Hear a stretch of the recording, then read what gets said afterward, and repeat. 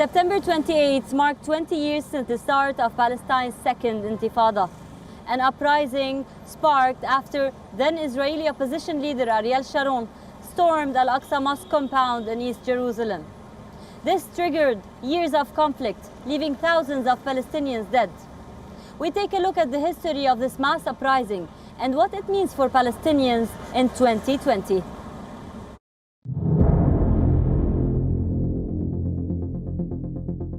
It's been 2 decades since the Israeli Prime Minister Ariel Sharon entered the Al-Aqsa compound.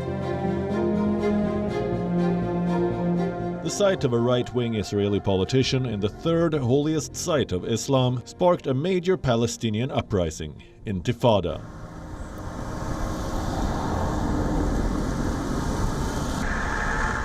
But what does Intifada mean? Intifada is an Arabic word which means to shake off. It is used to refer to the Palestinian uprising against Israeli occupation. There have been 2 intifadas since the creation of Israel.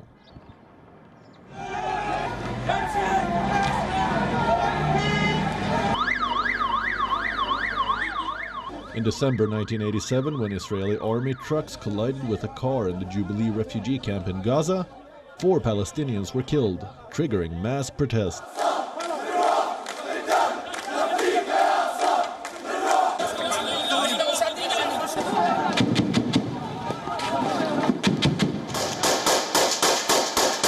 By the end of the first Intifada in 1993, more than 1,000 Palestinians lost their lives. While 16,000 people had been imprisoned, 50 Israeli civilians had also been killed.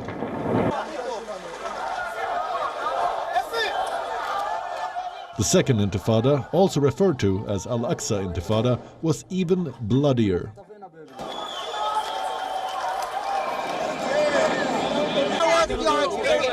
It started in 2000 after Israeli leader Ariel Sharon walked into the Al-Aqsa Mosque with his security guards.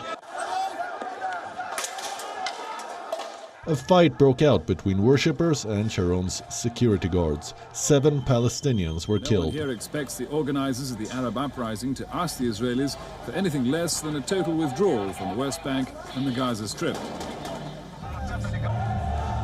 Within just 2 days, the revolt gained momentum and more than 900 Israelis and at least 4,000 Palestinians had been killed. And when it ended, 5 years later, it left Palestinians with a separation war.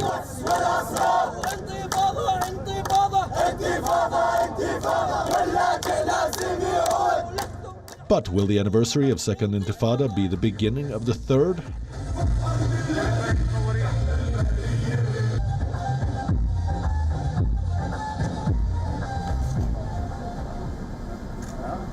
Nidal Nagnagi Turkiman spent 17 years in an Israeli prison for his role in the Second Intifada. He says that for the Palestinians, the situation is now even bleaker. The political horizon is shutting down. There is a regional, Arab, international and Israeli political blockade to pressure the Palestinian leadership to give up the rights of Palestinians. We consider the Palestinian issue quintessentially a political one.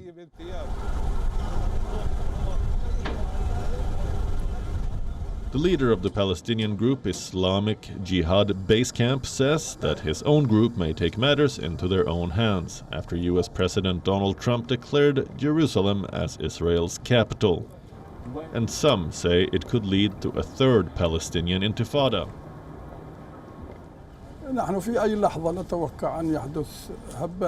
We expect another mass uprising or intifada to happen at any moment for a specific period of time. This will not stop as long as there is occupation, as long as there is a daily pressure on these people and a continuous targeting of their land and holy sites. While Israel looms large in discussions, many young Palestinians are also frustrated by the actions of their own leaders, plagued by years of infighting that has undermined young people's faith in political action. Since the Second Intifada ended in 2005, life for Palestinians has gradually become worse. I am from Jenin camp, from the enclave. when the Jews hit up and damaged our home. I have no room, no parents except my God. In the 15 years since, many Jewish settlers followed Sharon and entered the Al-Aqsa compound under police escort. Israel has also built new settlements along the occupied West Bank. The talk of further annexations are becoming louder. None of these have led to another uprising, despite what some Palestinians and leaders may expect.